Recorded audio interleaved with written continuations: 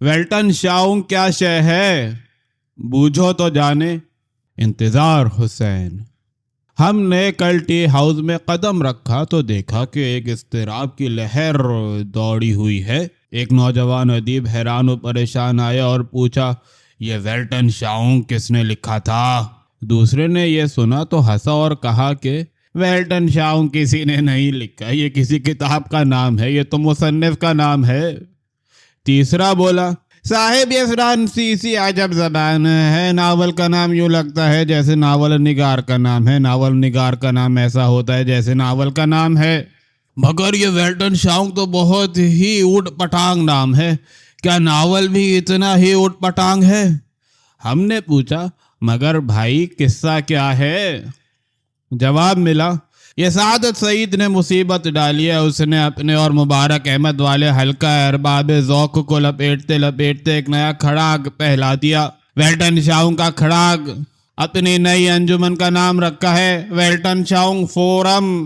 हमने इत्मीनान का सांस लिया और खुदा का शुक्र अदा किया कि खुदा खुदा करके एक हल्का अरबाब ज़ौक़ का बिस्तर तो लिपटा।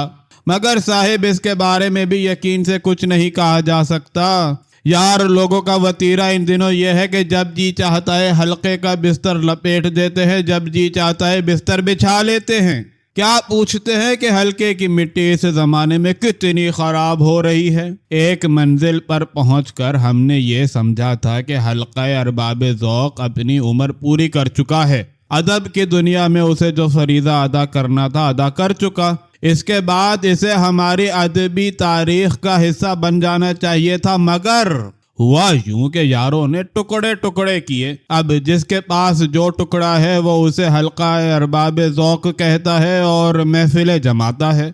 इस जमात के जो कायदे कानून थे, अदब आदाब थे, उनको कौन पूछता है? सुना है कि हल्का अरबाब ज़ौक़ के एक टोटे ने इन्हीं दिनों अपने इंतखाबात कराने की ठानी है, मगर इस तरह के यकमुश्त 40 असली नकली अदीब भर्ती कर लिए। यूं यारों ने अपने वोटरों में एकदम से 40 की नफरी का इजाफा कर लिया।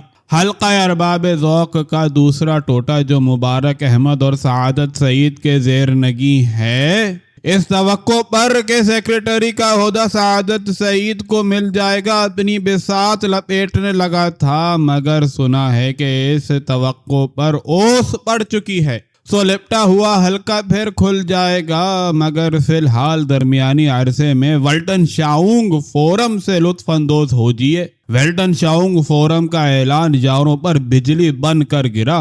पहले तो इस नाम ही ने यारों को बदहवास कर दिया, जितने मुंह उतनी बातें, जैसी जिसकी अकल है वैसे वो उसमें से मानी निकालता है। जर्मन फलसफे से माखूज ये इस्तिलाह यारों के लिए मुअम्मा बनी हुई है। हमें याद आया कि जर्मन फलसफे की इस्तिलाह इस्तेमाल करने का शौक कुछ नया नहीं है। थोड़े थोड़े अरसे के बाद वहां से कोई इस्तिलाह आती है और यारों को अपने साथ बहा कर ले जाती है। तीसरी चौथी दिहाई में जब तरक्की पसंद अदब जोरों पर था तो इस तहरीक के नक्कादों ने भी वहां से एक इस्तिलाह उचक ली थी, ज़ीस्तग या ज़ीस्तग, बस कुछ ऐसा ही लफ्ज़ था। मगर उन्होंने अपनी और यारों की आसानी के लिए इसका एक काबिल फ़हम तर्जुमा कर लिया था, रूह असर। उस ज़माने के हर तनकीदी मजमून में हर फिर कर रूह असर का जिक्र ज़रूर आता था। वेल्टन शाउंग की इस्तिलाह पिछली दिहाई में शायद डॉक्टर अजमल के किसी मुकाले या किसी गुफ्तगू के वास्ते से यारों तक पहुंची। उन्होंने इसे ज़ोर शोर से इस्तेमाल किया, लेकिन इसका कोई काबिल फ़हम काबिल कबूल तर्जुमा पेश नहीं कर सके। कोई इस्तिलाह इस सूरत में रिवाज पाती है कि या तो खुद मुख्तसर हो और तलफ़ुज़ में इतना आसान हो कि जल्दी से ज़बान पर रवां हो जाए, या उसका कोई सादा सा तर्जुमा हो जाए। वेल्टन शाउंग की इस्तिलाह गरीब इसी में मारी गई कि ना खुद आसानी से दानिशवरों की ज़बान पर रवां हो सकी, ना इसका कोई भला सा तर्जुमा हो सका। अंग्रेजी में इसका टूटा फूटा तर्जुमा है वर्ल्ड व्यू। सआदत सईद जिस ग्रुप से मुताल्लिक रहे हैं, एक ज़माने में उसी ग्रुप ने भी इसी इस्तिलाह को बहुत रगेदा था। شاید اس مرحوم گروپ کی یاد تازہ کرنے کے شوق میں نئی انجمن کا یہ نام رکھا گیا ہے۔ ہاں، ایک پوئٹری فورم بھی تو قائم ہوا ہے۔ ویسے تو یہ کام بھی اچھا ہے، لیکن ہم جب بھی اس کا ذکر کرتے ہیں ڈرتے ہی رہتے ہیں کہ کہیں پوئٹری فورم شوخی کتابت سے پولٹری فارم نہ بن جائے۔ پوئٹری فورم کی دیکھا دیکھی ایک فکشن فرنٹ قائم ہو گیا۔ فرنٹ کے لفظ سے خوامخواہ یہ احساس ہوتا ہے کہ ادب میں کوئی جنگی صورتحال پیدا ہو گئی ہے اور فکشن والوں کو کوئی معرکہ درپیش ہے۔